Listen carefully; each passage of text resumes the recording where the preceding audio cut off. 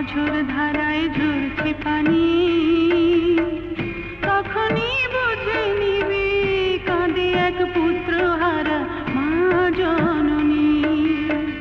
যখনই দেখবে চোখে ঝরো ঝরো অঝোর ধারায় ঝরছে পানি, তখনই বুঝে নিবে কাঁদে এক পুত্র হারা মা জননী।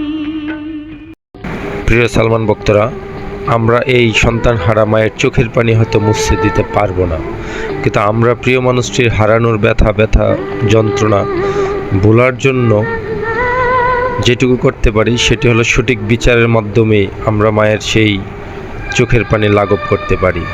আমরা সবাই সব সালমান ভক্তরা মিলেই রাজপথে আবারও আন্দোলন গড়ে তুলব এবং মা যেন সঠিক বিচার পায়, আমাদের প্রিয় মানুষের হারানোর জন্য সঠিক বিচারটা পাই, সেজন্য আমরা সবাই আগের মতো কাজ করব, সেটা হলো আমার আহ্বান। ভালো থাকবেন। অবশ্যই আমরা সবাই রাজপথে নামব। আগামী 19 তারিখ শুনানি আছে কোর্টে, আসবেন সবাই, উপস্থিত থাকবেন। ধন্যবাদ।